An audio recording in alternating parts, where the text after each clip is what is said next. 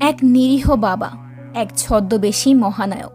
একমাত্র সম্বল মেয়েকে নিয়ে সুখের সংসার ছিল তার। টাকার অভাব থাকলেও ভালোবাসার কোনো কমতিই ছিল না তাদের সংসারে। কিন্তু একদিন তাদের জীবনে নেমে আসে কালো অন্ধকার। এক কালবৈশাখী ঝড়ে তাদের সেই সুখের নীড় ভেঙে তছনছ হয়ে যায়।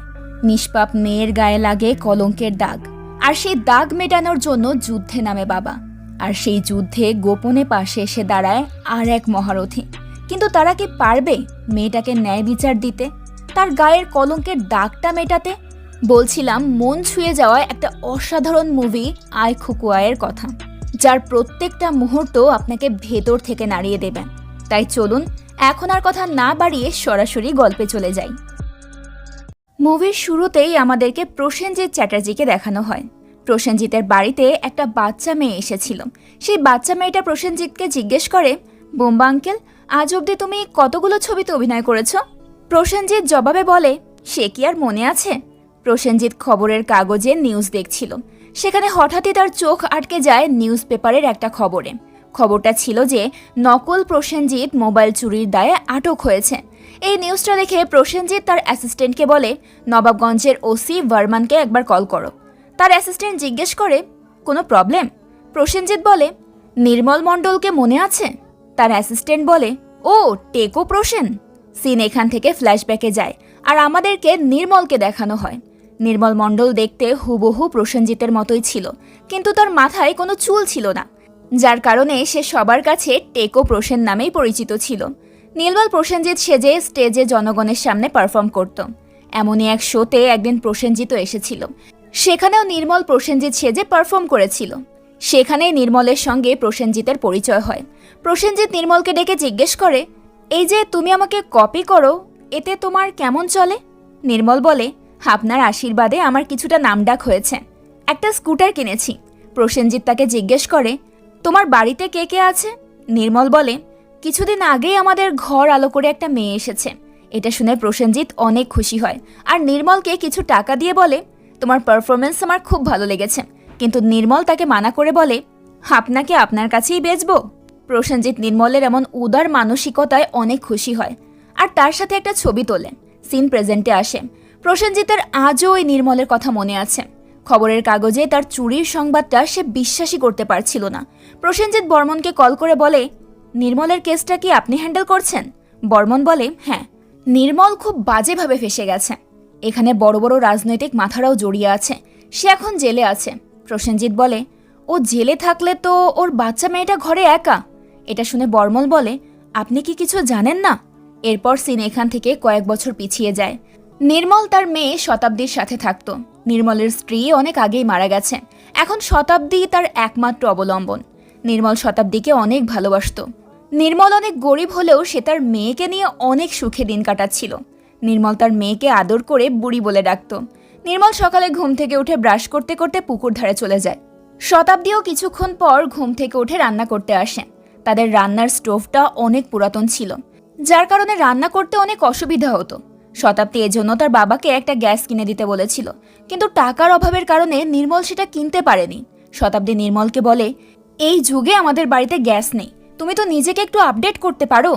নির্মল তার কথা হেসে উড়িয়ে দিয়ে বলে, তোকে সকালে উঠে কে রান্না করতে বলেছে? স্টেশনে তো কত কিছুই পাওয়া যায়। নির্মল রেডি হয়ে কাজে বের হয়ে যাচ্ছিল। শতাব্দী তখন একটা রুটির গায়ে চিনি লাগিয়ে নির্মলকে খেতে দেয়, আর সাথে সে তার টিফিনও প্যাক করে দেয়। শতাব্দী নির্মলের অনেক খেয়াল রাখত। নির্মলের পর স্টেশনে চলে যায়। স্টেশনে একটা বইয়ের দোকান আছে। বিনয় নামের একটা ছেলে সেটা দেখাশোনা করত।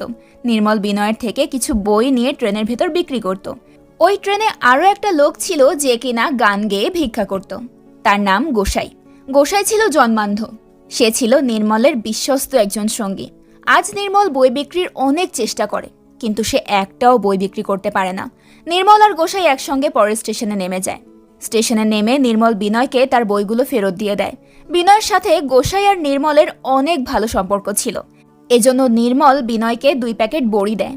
বড়িগুলো শতাব্দী নিজেই বানিয়ে বিক্রি করত। নির্মল বিনয়ের কাছে 1000 টাকা ধার চায়। বিনয় নির্মলকে টাকাগুলো ধার দিয়ে দেয়। শতাব্দী বাড়িতে বসে টিভিতে নাচ দেখছিল, সেই সাথে নিজেও নাচছিল। শতাব্দীর ছোটবেলা থেকেই নাচ করার স্বপ্ন ছিল, কিন্তু নির্মল কখনোই এতে রাজি ছিল না। নির্মল জানে একটা মেয়ে স্টেজে উঠলে চারপাশের লোক তার দিকে কি নজরে তাকায়। এজন্যই সে কখনো শতাব্দীকে নাচের অনুমতি দেয়নি। শতাব্দী স্কুলে তার ফ্রেন্ডদেরকেও নাচ দেখায়। তার ফ্রেন্ড তাকে বলে, তুই তো অনেক ভালো নাচিস, তাহলে তোর বাবাকে বলে কোথাও একটা অডিশন দে। শতাব্দী বলে, বাবাকে নাচের ব্যাপারে বললেই সে অনেক রেগে যায়। তখনই রাস্তা দিয়ে একটা অটোতে করে আনন্দবাজার চ্যানেলের একটা ডান্স শোয়ের অ্যানাউন্সমেন্ট চলছিল। তারা সবাইকে অডিশনের ব্যাপারেও বলছিল। এটা শুনে শতাব্দীর শখ হয় যে সেও এতে অডিশন দেবে। শতাব্দী সেখান থেকে একটা লিফলেট নিয়ে বাড়িতে এসে মন দিয়ে সেটা দেখতে থাকে। কিছুক্ষণ পর নির্মল বাড়ি ফিরে তাকে ডাকতে শুরু করে। শতাব্দী ওই লিফলেটটা লুকিয়ে রেখে বাইরে বের হয়ে দেখে নির্মল নতুন একটা চুলা আর গ্যাস সিলিন্ডার নিয়ে এসেছে। আজ শতাব্দীর জন্মদিন ছিল, তাই নির্মল বিনয়ের কাছ থেকে টাকা ধার নিয়ে চুলা আর সিলিন্ডার কিনেছিল। জন্মদিনের গিফট হিসেবে নির্মল তাকে নতুন চুলা দেয়। নির্মলের সঙ্গে গোসাইও এসেছিল। গোসাই শতাব্দীর জন্য পায়েস বানানোর চাল আর দুধ নিয়ে এসেছিল। শতাব্দী এসব দেখে অনেক খুশি হয়। এরপর রাতের বেলা নির্মল নিজের মেয়ের জন্য পরম যত্নে পায়েস বানায়। তারপর সে নিজের হাতে শতাব্দীকে পায়েস খাইয়ে দেয়। শতাব্দীর মা মারা যাওয়ার পর নির্মলই তাকে আগলে রেখেছিল। তাদের অভাবের সংসার হলেও শতাব্দীর জীবনে তার বাবার ভালোবাসার কোনো কমতি ছিল না। ঘাড়ে করে সিলিন্ডার নিয়ে আসার কারণে পরদিন নির্মলের শরীরে অনেক ব্যথা হয়।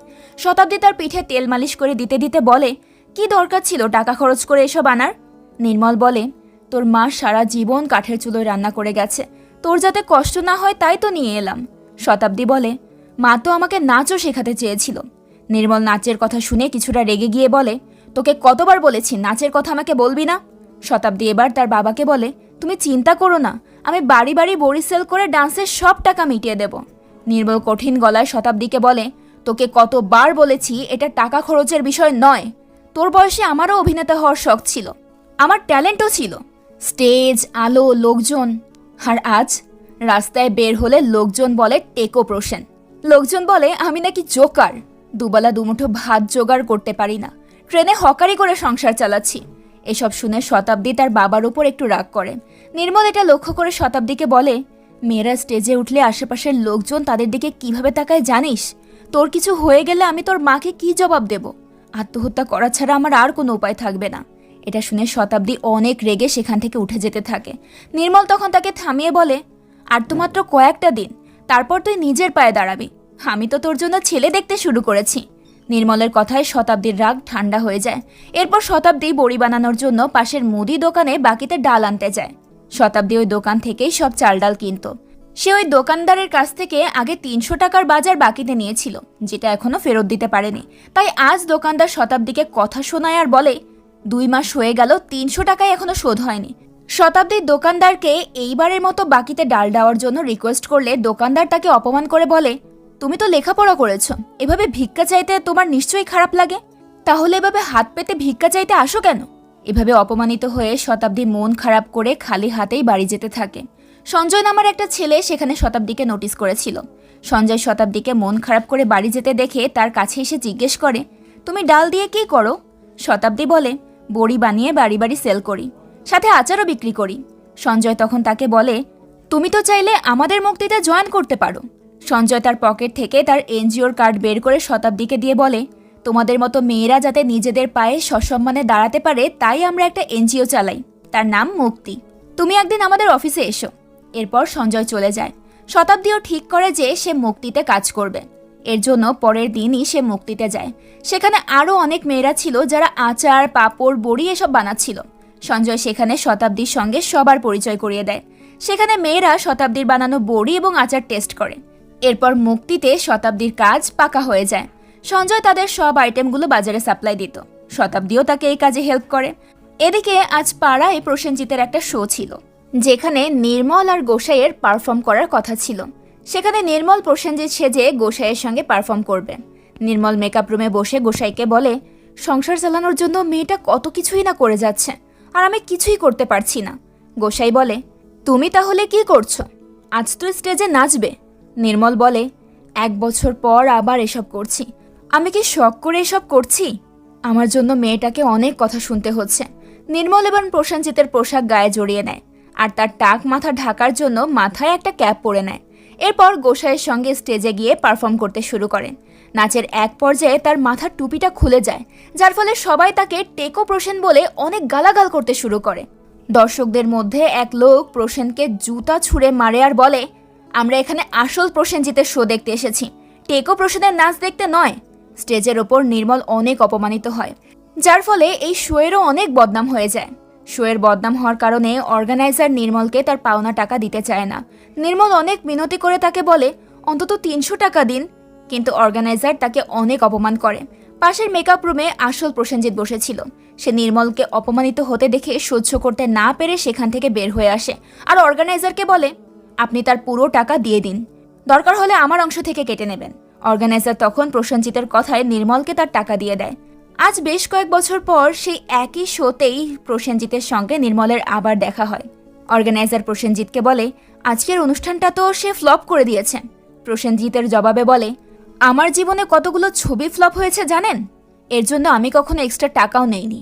আমাদের জীবনে টাকার প্রয়োজন আছে ঠিকই, কিন্তু একটা শিল্পীর কাছে তার সম্মানটা অনেক বড়, তাই একজন শিল্পীকে সম্মান দিতে শিখুন। এসব শুনে নির্মল অসহায় হয়ে কাঁদতে শুরু করে। প্রসেনজিৎ তাকে বলে, তুমি কাঁদছো কেন? তুমি একজন শিল্পী, তুমি তো অনেক মানুষকে আনন্দ দিয়েছ। নির্মল কাঁদতে কাঁদতে প্রসেনজিৎকে বলে, আমি আর স্টেজে উঠব না। প্রসেনজিৎ তাকে নিজের একটা কার্ড দিয়ে বলে, তুমি যখন কলকাতায় আসবে তখন আমাকে ফোন করবে। রাতের বেলা নির্মল নদীর ধারে বসে দুঃখ করে গোসাইকে বলে, আমাদের দিনকাল বোধহয় শেষ হয়ে এলো রে, সব জায়গায় শুধু লাথি আর ঝাঁটা। নির্মল গোসাইকে নিয়ে রাতের বেলাতেই ওই দোকানদারের বাড়িতে যায়। দোকানদার বাড়িতে নিশ্চিন্তে ঘুমোচ্ছিল। নির্মল গিয়ে তার বাড়ির দরজায় জোরে আওয়াজ করতে থাকে। হঠাৎ শব্দে দোকানদার লাফিয়ে ওঠে। এত জোরে দরজাটা কে ধাক্কাচ্ছে এটা ভেবে দোকানদার অনেক ভয় পেতে থাকে। দরজা না খোলার কারণে নির্মল আরও জোরে জোরে দরজা ধাক্কাতে থাকে। এক পর্যায়ে দোকানদার দরজা খুললে নির্মল তাকে তার পাওনা 300 টাকা ফেরত দেয়। টাকা হাতে পেয়ে দোকানদার অবাক হয়ে নির্মলকে বলে, এত রাতে এই জন্য পাড়ার লোকজনকে জাগিয়েছ? নির্মলও জবাব দেয় যে, এই জন্যই তো তুই আমার মেয়েকে দিনরাত কথা শোনাতিস। শোন, এরপর থেকে বুড়ি যা চাইবে তুই দিয়ে দিবি, আর টাকার হিসেবটা আমার সঙ্গে করবি। নির্মল আরও এক্সট্রা 200 টাকা তাকে দিয়ে বলে, এটা অ্যাডভান্স, রেখে দে। এরপর নির্মল গোসাইকে নিয়ে বাড়ি চলে যায়। পরদিন সঞ্জয়ের এনজিওতে সঞ্জয় কিছু মেয়েদের সঙ্গে পাড়ায় হওয়ার ডান্স অডিশনের ব্যাপারে আলোচনা করছিল। পাড়ায় এই ডান্স অডিশনের সব দায়িত্ব সঞ্জয়ের ওপরে দেওয়া হয়েছিল, এজন্য সঞ্জয় কয়েকদিন ব্যস্ত থাকবে। শতাব্দী এটা শুনতে পেয়ে সঞ্জয়কে ডান্স অডিশনের ব্যাপারে জিজ্ঞেস করে। শতাব্দী তাকে জানায় যে সেই অডিশনে পার্টিসিপেট করতে চায়। সঞ্জয়ও তাকে এতে সাপোর্ট করে। এরপর শতাব্দী সঞ্জয়কে তার ডান্স দেখায় আর সঞ্জয় তার ভিডিও করে। এরপর থেকে সঞ্জয়ের সঙ্গে কাজ করতে করতে শতাব্দী সঞ্জয়ের অনেক কাছাকাছি চলে আসে। সঞ্জয় শতাব্দীকে তার নাচের জন্য সম্পূর্ণ সাপোর্ট দেয়। ধীরে ধীরে তাদের মধ্যে ভালোবাসার সম্পর্ক গড়ে ওঠে। সঞ্জয় শতাব্দীর নাচের ভিডিও ওই অডিশনের জন্য পাঠিয়ে দেয়। শতাব্দী তার সিলেকশন নিয়ে অনেক চিন্তায় ছিল। সঞ্জয় তাকে সাহস দিয়ে বলে, তুমি একদম চিন্তা করো না, অডিশনের সব কাজের দায়িত্ব ওরা আমাকে দিয়েছে। তোমার কি মনে হয় ওরা আমার একজন ক্যান্ডিডেটকে ডাকবে না? শতাব্দীও এতে কিছুটা নিশ্চিন্ত হয়। কিছুদিন পরই আনন্দবাজার চ্যানেল থেকে শতাব্দীর জন্য চিঠি আসে, কিন্তু ডাক পিয়ন চিঠিটা নির্মলের হাতে দিয়ে যায়। নির্মল চিঠিটা খুলে দেখে শতাব্দী অডিশনে সিলেক্ট হয়েছে, কিন্তু এতে সে একদমই খুশি হয় না। তার বারণ করা সত্ত্বেও তাকে না জানিয়ে এসব করার জন্য নির্মল শতাব্দীর ওপর অনেক রেগে যায়। শতাব্দী তার কাজ থেকে বাড়ি ফিরছিল। পথে গোসাইয়ের সঙ্গে তার দেখা হয়। গোসাই তার হাতে হাঁসের ডিম দিয়ে বলে, তুই তো এটা খেতে ভালোবাসিস, তাই তোর জন্য এনেছি, এগুলো কষিয়ে রান্না করিস। শতাব্দীও খুশি হয়ে ডিমগুলো নিয়ে বাড়ি যায়। বাড়িতে নির্মল চুপচাপ বসেছিল। শতাব্দী তার কাছে গেলে নির্মল তাকে ওই চিঠিটা দেখিয়ে তাকে বলে, আমি এদিকে খেটে খেটে মরে যাচ্ছি আর তুমি পাড়ার স্টেজে নেচে বেড়াচ্ছ। শতাব্দী তাকে বোঝানোর চেষ্টা করে যে এটা অনেক বড় একটা সুযোগ, কিন্তু নির্মল তার কোনো কথাই শুনতে চায় না। সে সরাসরি শতাব্দীকে বলে দেয়, তুমি এর পরেও যদি নাচের কথা বলো তাহলে আমি তোমার পা ভেঙে রেখে দেব। শতাব্দী তবুও তাকে বোঝানোর চেষ্টা করে যে এই জায়গাটা অনেক বড়, কিন্তু নির্মল ওই চিঠিটা ফেলে দিয়ে বলে, এমন অনেক বড় বড় জায়গা আমি দেখেছি। গোসাই নির্মলকে বলে, অকারণে মাথা গরম কেন করছো? ও যখন বলছে ওকে যেতে দাও, ও হয়তো বিষয়টা ভালো বুঝেছে। নির্মল বলে, এইটুকু মেয়ে কি বুঝেছে? স্টেজে উঠলে একটা মেয়েকে কত সমস্যা ফেস করতে হয় ও কি সেটা জানে? আর তাছাড়া এই স্টেজে তোমাকে বা আমাকে কি দিয়েছে? এটা শুনে শতাব্দী কঠিন গলায় নির্মলকে বলে, তোমার কিছু হয়নি কারণ তুমি পারোনি। এই পাড়ার ছোট ছোট স্টেজেই তুমি সারা জীবন কাটিয়ে দিয়েছ। একটু আগেই তো বললে বড় জায়গায় তুমি দেখেছ, আসলে তুমি কিছুই দেখোনি। তুমি আসলে একটা ভীতু আর অসফল মানুষ। নিজের মেয়ের মুখে এমন কঠিন কথা শুনে নির্মল অনেক কষ্ট পায়। গোসাই শতাব্দীকে বলে, এসব তুই কি বলছিস? শতাব্দী এতে রেগে গিয়ে বলে, কেন বলবো না? সে শুধু নিজেকে দিয়ে আমাকে বিচার করে। আমি যেটুকু করেছি নিজের চেষ্টায় করেছি। আমার তো তাও টিভি থেকে কল এসেছে, কিন্তু সে তো সারা জীবনে একটা ছোটখাটো স্টেজেই জীবন কাটিয়ে দিল। শতাব্দী নির্মলকে বলে, তুমি আসলে বড় কিছু ভাবতেই পারো না। গোসাই বলে, কি হচ্ছে কি বুড়ি? তুই তোর বাবার সম্পর্কে কতটুকু জানিস? অনেক বড় বড় জায়গা থেকে তোর বাবার কাছে কল আসতো। শতাব্দী বলে, তাতে কি হলো? জবাবে গোসাই বলে, তুই যখন ছোট ছিলি তখন তোর মা মারা যায়। বড় বড় শোতে গেলে তুই কি বড় হতে পারতিস? মানুষের মতো মানুষ হতিস? তোর কথা ভেবেই তোর বাবা এই ছোট গণ্ডির মধ্যে নিজের ক্যারিয়ারকে আটকে রেখেছে, আর একটা বিয়ে পর্যন্ত করেনি। এসব শোনার পর শতাব্দী নিজের ভুল বুঝতে পারে। সে কাঁদতে কাঁদতে নির্মলের কাছে গিয়ে ক্ষমা চায় আর তাকে বলে, বাবা, নাচ আমার স্বপ্ন, তুমি প্লিজ আমাকে অনুমতি দাও। নির্মল এবার শতাব্দীকে অনুমতি দিয়ে দেয়। এরপর শতাব্দী নিজের স্বপ্ন পূরণের জন্য অডিশন দিতে যায়। সে জাজদের সামনে নাচ পরিবেশন করে, কিন্তু শতাব্দী আগে কখনো কোথাও নাচ শেখেনি, যার কারণে সে খুব একটা নাচ জানতও না। আর তাই তার পারফরমেন্স জাজদের ভালোও লাগে না, যার কারণে শতাব্দীকে তারা রিজেক্ট করে দেয়। এতে শতাব্দী অনেক আপসেট হয়ে যায়। অন্যদিকে নির্মল গর্ব করে আশেপাশের লোকদেরকে বলতে থাকে যে শতাব্দী এবার টিভিতে আসবে। নির্মলও বুঝতে পেরেছিল সে এতদিন শতাব্দীকে তার স্বপ্ন পূরণে বাধা দিয়ে অন্যায় করেছে। রিজেক্ট হওয়ার পর শতাব্দী এতটাই আপসেট হয়ে গিয়েছিল যে রাতের বেলা তার অনেক জ্বর আসে। শতাব্দী জ্বরের ঘোরে অনেক আবোল তাবোল বলছিল। তার কথায় নির্মল বুঝতে পারে যে শতাব্দী অডিশনে সিলেক্ট হয়নি। তাই নিজের মেয়ের নাচের এই স্বপ্ন পূরণ করার জন্য নির্মল কলকাতায় গিয়ে প্রসেনজিতের সঙ্গে দেখা করে। নির্মল প্রসেনজিৎকে বলে, ছোটবেলা থেকে আমার মেয়ে নাচতে চাইতো, কিন্তু আমি তাকে নাচ শিখতে দেইনি। প্রসেনজিৎ বলে, এটা কিন্তু তুমি ঠিক করনি। নির্মল বলে, আমি জানি, আসলে এই লাইনে বাবা কাকা না থাকলে আসলে কিছু হয় না। আপনি যদি একটা ব্যবস্থা করতেন। প্রসেনজিৎ তাকে বলে, আমি 40 বছরের বেশি সময় ধরে বাংলা সিনেমায় কাজ করছি। প্রসেনজিৎ চ্যাটার্জি বলতে বাঙালিরা যা বোঝে সেটা কিন্তু লড়ে আর খেটে বানানো। নির্মল বলে, আসলে আমার টাকা ছিল না, তাই কয়েকটা বাজে যুক্তিকে অজুহাত বানিয়ে নিয়েছিলাম। এখন নিজেকেই অপরাধী লাগে। আপনার তো অনেকের সাথে যোগাযোগ আছে, আপনি যদি ওর নাচ শেখার একটা ব্যবস্থা করে দিতেন। প্রসেনজিৎ নির্মলকে বলে, ঠিক আছে, তুমি আমাকে 2 সপ্তাহ পর কল করো। শতাব্দী সঞ্জয়ের সঙ্গে দেখা করে তার অডিশনের অভিজ্ঞতার ব্যাপারে জানায়। শতাব্দী বলে যে একজন জাজ তাকে নাচ শেখার জন্য মোটিভেট করেছে।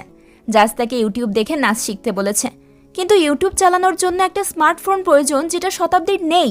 আর এটা সে তার বাবার কাছেও চাইতে পারবে না, কারণ তার বাবার কাছে তো টাকা নেই। এজন্য সঞ্জয় শতাব্দীকে বলে, আমার কাছে একটা এক্সট্রা ফোন আছে, সেটা পড়েই থাকে, দরকার হলে তুমি সেটা ব্যবহার করে নিও। শতাব্দী এতে আপত্তি করলে সঞ্জয় বলে, আমার জিনিস তো তোমারও জিনিস, আর তোমার স্বপ্ন মানে আমারও স্বপ্ন। এরপর সঞ্জয় শতাব্দীকে তার ফোনটা দিয়ে দেয়। নির্মল যদি জানে এই ছেলে শতাব্দীকে ফোন দিয়েছে তাহলে তো অনেক ঝামেলা হবে। এজন্য শতাব্দী তার বাবার থেকে লুকিয়ে সঞ্জয়ের ফোনটা চালাতে থাকে। এরপর ধীরে ধীরে শতাব্দী আর সঞ্জয়ের প্রেম আরও গাঢ় হয়। এক রাতে নির্মল বিনয়কে তার বাড়িতে ডাকে। নির্মল শতাব্দীর সঙ্গে বিনয়কে বিয়ে দিতে চাচ্ছিল, কিন্তু শতাব্দীর সামনে সেটা প্রকাশ করার সাহস পায় না। তবে শতাব্দী এই বিষয়টা আন্দাজ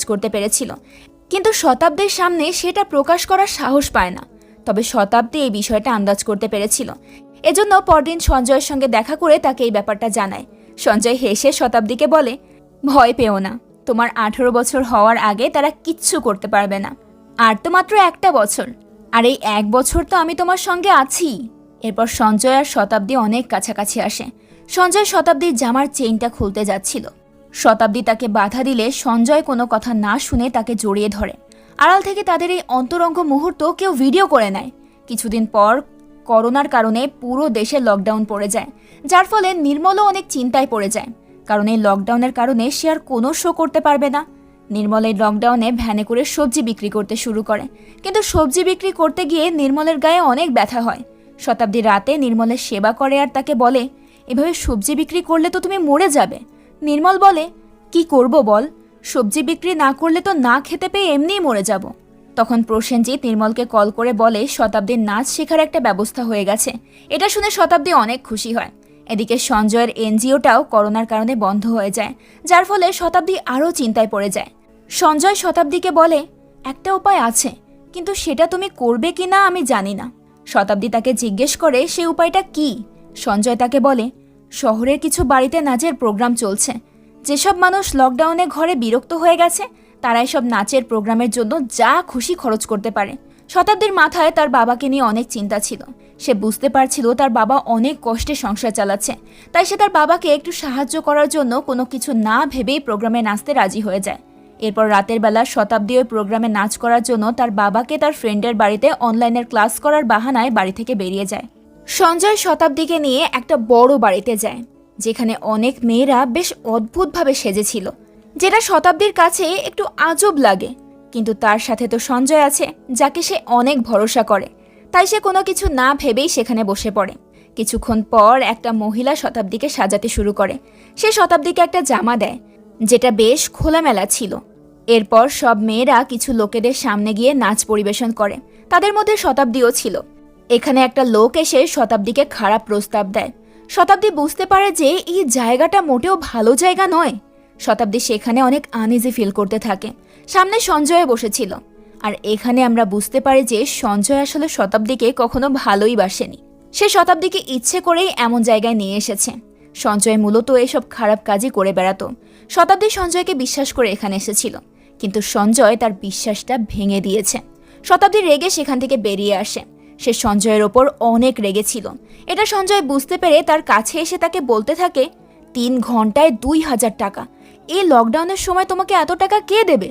এই সময় হাজার হাজার মানুষ রাস্তায় না খেয়ে মারা যাবে। তোমার ভাগ্য ভালো থাকলে মাসে লাখ টাকা পেয়ে যাবে, আর নির্মল দাদাও বেঁচে যাবে।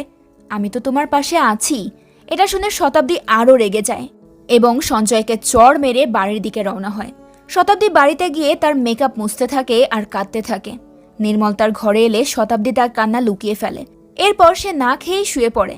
নির্মল জানতেও পারে না আজ শতাব্দীর সঙ্গে কি কি হয়েছে। এদিকে শতাব্দীর জ্বরটা সঞ্জয়ের আত্মসম্মানে লেগে যায়, যার কারণে সে চুপচাপ তার এনজিওতে বসেছিল। এখানে এনজিওর সবাই ছিল। এখানে তার কথাবার্তার মাধ্যমে আমরা জানতে পারি যে সঞ্জয় এখানকার মেয়েদের দিয়ে খারাপ বিজনেস করায়। পরদিন সঞ্জয় শতাব্দীর ফোনে তার আর শতাব্দীর সেই অন্তরঙ্গ মুহূর্তের ভিডিওটা পাঠায়, যা দেখে শতাব্দী অনেক ভয় পেয়ে যায়। আর এখান থেকে আমরা জানতে পারি সেদিন সঞ্জয় প্ল্যান করেই তার লোকদেরকে দিয়ে তার আর শতাব্দীর ওই অন্তরঙ্গ ভিডিওটার শ্যুট করিয়েছিল। শতাব্দীর চরের প্রতিশোধ নেওয়ার জন্য সঞ্জয়ের কথায় তার লোক ওই ভিডিওটা সব জায়গায় ভাইরাল করে দেয়। শতাব্দী এটা দেখে সঞ্জয়কে কল করে, কিন্তু সঞ্জয় অন্য একটা মেয়ের সঙ্গে তখন ব্যস্ত ছিল, যার কারণে সে শতাব্দীর ফোনটা কেটে দেয়। ধীরে ধীরে পুরো পাড়ায় লোক ওই ভিডিওটা দেখে ফেলে, যার ফলে শতাব্দী আর তার বাবার অনেক বদনাম হয়। নির্মল দোকানে গেলে দোকানদার তাকে শতাব্দীর ওই ভিডিওটা দেখায়। এই ভিডিও দেখে নির্মল অনেক অবাক হয়ে যায়। যে মেয়েকে সে এত ভালোবাসা দিয়েছে, আজ সেই মেয়েই তার অসম্মানের কারণ হয়ে দাঁড়িয়েছে। এই বিষয়টা নির্মল কোনোভাবেই মেনে নিতে পারছিল না। সে অনেক রেগে বাড়িতে যায় আর শতাব্দীকে অনেক মারধর করে। শতাব্দী নির্মলকে সঞ্জয়ের ব্যাপারে বলার চেষ্টা করে, কিন্তু নির্মল এতটাই রেগেছিল যে সে শতাব্দীর কোনো কথাই শোনে না। গোসাই নির্মলকে আটকানোর অনেক চেষ্টা করে, কিন্তু নির্মলের শক্তির সাথে সে পেরে ওঠে না। নির্মল শতাব্দীকে মারধর করে ঘর থেকে বের করে দেয়। শতাব্দীও উপায়ন্তর না পেয়ে কাঁদতে কাঁদতে বাড়ি থেকে বেরিয়ে যায়। রাতের বেলা সে একটা বটগাছের তলায় যায়, যেখানে সে ছোটবেলায় অনেক সময় কাটিয়েছে। ওই বটগাছে একটা দোলনা ছিল, যেখানে তার আর তার মায়ের অনেক স্মৃতি জড়িয়ে আছে। শতাব্দী ওই দোলনা ধরে তার মাকে মনে করে কাঁদতে কাঁদতে বলে, মা, আমাকে কেউ বুঝলো না। রাতের বেলা গোসাই শতাব্দীকে খুঁজতে বের হয়। গোসাই শতাব্দীর খোঁজ করলে পাড়ার লোক তাকে বলে, ওই মেয়ের নাম মুখে আনবেন না, আমাদের গ্রামের নাম একদম খারাপ করে দিয়েছে। গোসাই তাদের কথায় পাত্তা না দিয়ে শতাব্দীকে খুঁজতে খুঁজতে সেই বটগাছের তলায় যায়। শতাব্দী সেখানেই ছিল, কিন্তু সে গোসাইকে দেখে সেখানে লুকিয়ে পড়ে। গোসাই যেহেতু চোখে দেখতে পায় না, তাই সে শতাব্দীকে খুঁজেও পায় না।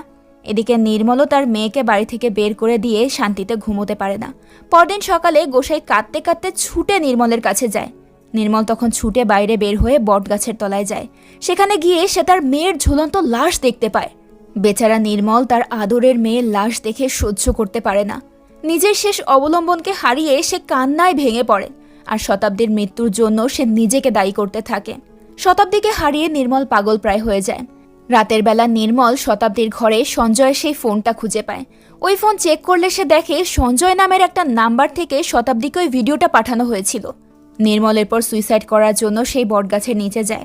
তখন হঠাৎ তার স্ত্রী এসে তাকে বলে, মেয়েকে নিয়ে সবাই অনেক বাজে কথা বলছে, তুমি এর একটা সমাধান না করেই পালিয়ে যাবে। নির্মলের চোখের সামনে তখন এক ভয়ঙ্কর দৃশ্য ভেসে ওঠে। সে শতাব্দীকে তার লাল শাড়িটা পরে ঝুলতে দেখে। তখনই হঠাৎ নির্মলের ঘুম ভেঙে যায়। সে সিদ্ধান্ত নেয় যে সে তার মেয়েকে নির্দোষ প্রমাণ করবেই। এজন্য পরদিন সে ওই ফোন নিয়ে ওসি বর্মনের কাছে যায়। সে বর্মনকে ফোনটা দিয়ে বলে, এই ফোনটা সঞ্জয় দিয়েছিল, এটাতে শুধু সঞ্জয়েরই নাম্বার আছে, ওকে তুলে আনুন, তাহলে এই ভিডিও কে ছড়িয়েছে সব বেরিয়ে যাবে।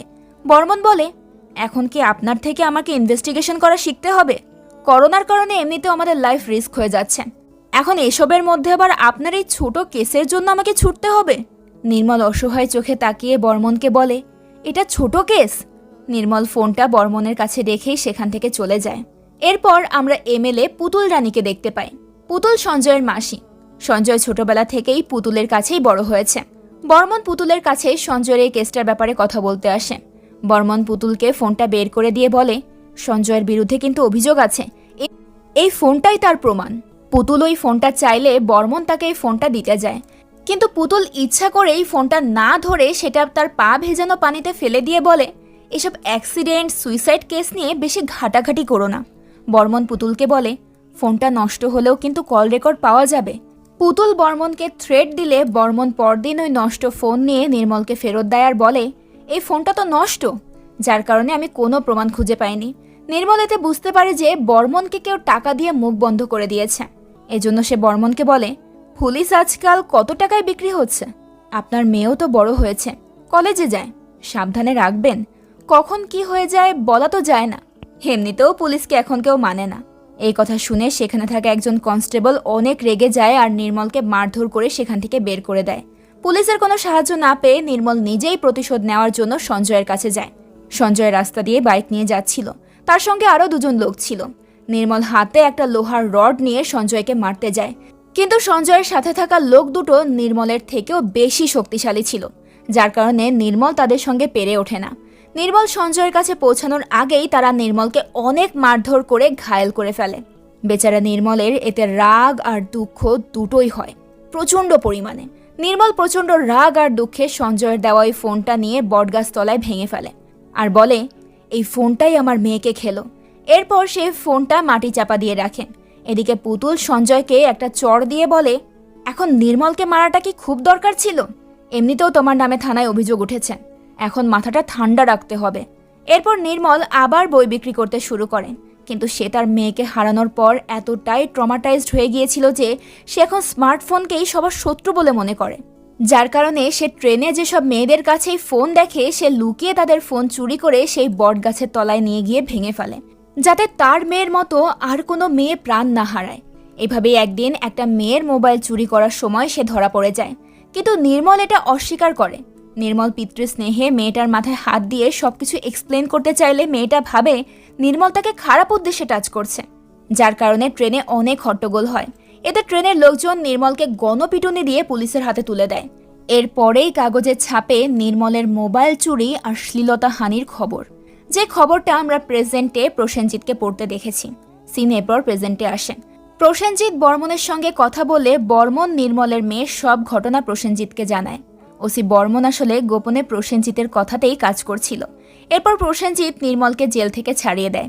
রাতের বেলা গোসাই নির্মলের জন্য খাবার নিয়ে আসেন। গোসাই নির্মলকে বলে, খাবারগুলো খেয়ে নাও, আর কতদিন মন খারাপ করে বসে থাকবে? যাদের জেলে যাওয়ার কথা তারা তো মুক্তভাবে ঘুরছে। এদিকে আমরা ওসি বর্মন আর সঞ্জয়কে প্রসেনজিতের কাছে দেখতে পাই। সঞ্জয় প্রসেনজিৎকে বলে, সামনে আমাদের ইলেকশনের ক্যাম্পেইন, তাই আমরা একটা অনুষ্ঠানের আয়োজন করেছি, আপনাকে সেখানে পার্টিসিপেট করতে হবে। প্রসেনজিৎ বলে, এখন তো আমি কোনো পারফর্ম করছি না, তাছাড়া এটা পলিটিক্যাল প্রোগ্রাম। সঞ্জয় কোনোভাবে প্রসেনজিৎকে তাদের ক্যাম্পেইনে আসার জন্য রাজি করায়। এরপর প্রোগ্রামের দিন আসে। প্রোগ্রামে পুতুল তার বক্তব্য দেয়। সে মেয়েদের সুরক্ষা নিয়ে অনেক ভালো ভালো কথা বলছিল, আর সেই মাইকের আওয়াজ নির্মলের বাড়ি পর্যন্ত যাচ্ছিল। নির্মল পুতুলের বক্তব্য শুনে অনেক রেগে গিয়ে নিজের হাতে সাজানো বাগানটা কোদাল দিয়ে কুপিয়ে একেবারে ধ্বংস করে ফেলে। ওদিকে প্রোগ্রাম শুরু হয়ে গেলেও প্রসেনজিৎ এখনো এসে পৌঁছায়নি। বর্মন প্রসেনজিৎকে কল দিলে প্রসেনজিৎ তাকে জানায় যে তার আসতে আরও 2 ঘন্টা লাগবে, যার কারণে সবাই অনেক চিন্তায় পড়ে যায়। দর্শকরাও অনেক অস্থির হয়ে গিয়েছিল। পুতুল বর্মনকে কিছু একটা ব্যবস্থা করতে বলে। বর্মন তখন ওই সমস্যা সলভ করার জন্য নির্মলের বাড়িতে 2 জন লোক পাঠায়। লোক দুটো নির্মলকে প্রসেনজিতের জায়গায় পারফর্ম করার জন্য অনুরোধ করতে থাকে, কিন্তু নির্মলেরই মানসিক অবস্থা ছিল না, যার কারণে সে তাদের কথায় পাত্তা না দিয়ে ঘরে চলে যায়। কিন্তু গোসাই তাদেরকে বলে, খেতে দিবি তো? লোক দুটো বলে, বিরিয়ানির প্যাকেট আর নগদ 500 টাকা দেব। গোসাই টাকার পরিমাণ বাড়িয়ে 1000 করতে বলে। লোকগুলো তাতেই রাজি হয়ে যায়। গোসাই নির্মলের কাছে গেলে নির্মল বলে, কিছু টাকার জন্য তুমি রাজি হয়ে গেলে? গোসাই তাকে বলে, আমি তো বুড়ির জন্য রাজি হয়েছি, তোকে আজ বুড়ির জন্য স্টেজে উঠতেই হবে। এটা একটা বড় সুযোগ। ওরা তোমার মেয়েকে পা থেকে মাথা পর্যন্ত কাদা মাখিয়ে দিল, আর তুমি কি করলে? ওদের মোবাইল চুরি করে জেলে ঢুকে গেলে। তুমি কি বাপ? একবার নিজের খোলস ছেড়ে বের হও। তুমি প্রসেনজিৎ চ্যাটার্জি হতে না পারলেও তুমি একটা মেয়ের বাবা। তার কথা শুনে নির্মলও নিজের মেয়ের জন্য লড়াই করার একটু সাহস পায়। নির্মল গোসাইয়ের সঙ্গে স্টেজে উঠে পারফর্ম করতে শুরু করে। এদিকে প্রসেনজিৎও চলে আসে, কিন্তু সে অনুষ্ঠানে না এসে একটু দূরেই গাড়ি নিয়ে দাঁড়িয়ে থাকে। অন্যদিকে নির্মল স্টেজে প্রসেনজিতের বিভিন্ন সিনেমার ডায়লগের সঙ্গে অভিনয় করছিল, আর বিনয় সেটা ভিডিও করছিল। বর্মন প্রসেনজিৎকে কল দিয়ে বলে, আপনি ফুটেজগুলো ঠিকঠাক দেখতে পাচ্ছেন তো? নির্মল অভিনয় করতে করতে সঞ্জয়ের কাছে আসে। সে সঞ্জয়ের কাছে এসে তার গলা চেপে ধরে স্টেজে নিয়ে যায়। এটা দেখে সঞ্জয়ের লোকেরা স্টেজের দিকে ছুটে আসতে থাকে, কিন্তু বর্মন তাদেরকে বাধা দিয়ে বলে, আরে এটা তো শোয়েরই একটা পার্ট। নির্মল সঞ্জয়কে বলে, একটা নিষ্পাপ মেয়ে তোকে ভালোবেসেছিল, আর তুই তার এত বড় ক্ষতি করতে পারলি?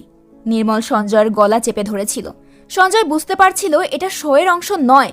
নির্মল তার ওপর প্রতিশোধ নিতে এখানে এসেছে, কিন্তু বেচারা এখন কি করবে? সে তো কোনোভাবেই নির্মলের থেকে নিজেকে ছাড়াতে পারছে না। বিনয় যা যা ভিডিও করছিল সেই সব কিছু প্রসেনজিৎ গাড়িতে বসে লাইভ দেখছিল। প্রসেনজিৎ তার ড্রাইভারকে বলে, এবার যাওয়ার সময় হয়েছে। নির্মল এক পর্যায়ে সঞ্জয়কে মারতে শুরু করে। সে সঞ্জয়ের গলা চেপে ধরে বলে, বল আমার বুড়ি নির্দোষ। সঞ্জয় নিজের প্রাণ বাঁচানোর জন্য সবার সামনে বলে, হ্যাঁ শতাব্দী নির্দোষ। নির্মল সঞ্জয়কে মেরে ফেলতেই যাচ্ছিল, তখন প্রসেনজিৎ এসে তাকে বলে, এবার ওকে ছেড়ে দাও। জনগণ এতক্ষণে জেনে গেছে তোমার মেয়ে নির্দোষ। নির্মল তখন সঞ্জয়কে ছেড়ে দেয়। পুতুল প্রসেনজিতের কাছে এসে বলে, আপনি শিল্পী মানুষ, তাই সব নোংরা জঞ্জালে ঢুকবেন না। প্রসেনজিৎ তাকে জবাবে বলে, নারী পাচার থেকে নোংরা কিছু কি আর আছে? এটা শুনে পুতুল রেগে গিয়ে বলে, এই প্রসেনজিৎ করে খাচ্ছ খাও, সাপের লেজে পা দিতে এসো না। প্রসেনজিৎ বলে, তাহলে আপনি স্বীকার করছেন আপনি সাপ? এরপর সঞ্জয় বর্মনকে নিয়ে স্টেজে ওঠে আর জনগণের সামনে কিছু কাগজ ধরে বলে, এগুলো সঞ্জয়ের কল লিস্ট। এর থেকে প্রমাণ হয় যে ভিডিওগুলো তারাই ছড়িয়েছিল, আর তারা মেয়ে পাচারের সঙ্গেও জড়িত। এখানে আমরা জানতে পারি প্রসেনজিৎ বর্মনের সাহায্যে শতাব্দীর মৃত্যুর সঙ্গে জড়িত সমস্ত লোকদেরকে ধরার প্ল্যান করেছিল। বর্মনের একজন ইনফর্মার আগে থেকেই সঞ্জয়ের এনজিওতে ইনভলভ ছিল, যার কারণে সে সঞ্জয়ের সমস্ত খবর পেত। আর তাদের এই প্ল্যানে বিনয় আর গোসাইও সাহায্য করেছিল। প্রসেনজিতের প্ল্যানেই গোসাই নির্মলকে বুড়ির জন্য স্টেজে ওঠার প্রতি জোর দিয়েছিল। প্রসেনজিৎ সবাইকে বলে, শতাব্দী আপনাদের মেয়ের মতোই একটা বাচ্চা মেয়ে, নিজের অজান্তেই একটা বাজে চক্রে ফেসে গিয়েছিল সে। তার বিচার পাওয়ার জন্যই আপনাদের মতো সাধারণ মানুষ লড়েছিল। তাদের মধ্যে একজন অন্ধ, একজন বই বিক্রেতা আর একজন সৎ পুলিশ অফিসার। প্রসেনজিৎ তার ফোনটা সবার সামনে তুলে ধরে বলে, এর থেকে বড় অস্ত্র আগে আমাদের হাতে আসেনি। এটা ঠিকমতো ব্যবহার করতে পারলে কিন্তু দারুণ হবে, আর এটার অপব্যবহার করলে চারদিক অন্ধকার হয়ে যাবে। প্রসেনজিতের প্রচেষ্টায় ফাইনালি গ্রাম থেকে শতাব্দীর কলঙ্ক মুছে যায়, আর শতাব্দীও ন্যায় বিচার পায়। গ্রামের লোকজনও বুঝতে পারে যে শতাব্দীর সঙ্গে অনেক বড় অন্যায় হয়েছে। ফুটফুটে মেয়ে শতাব্দীর মধ্য দিয়েই সব মেয়েরা নিজেদের নিয়ে আরও সচেতন হয়ে ওঠে। আর এই গল্পটাও এখানেই শেষ হয়ে যায়। সত্যি বলতে গল্পটা একদম আমার মন ছুঁয়ে গেছে। আপনাদের কাছে কেমন লাগলো সেটা কিন্তু অবশ্যই কমেন্ট করে জানাবেন। দেখা হবে পরের ভিডিওতে। আজকের মতো বিদায় নিচ্ছি। আল্লাহ হাফেজ।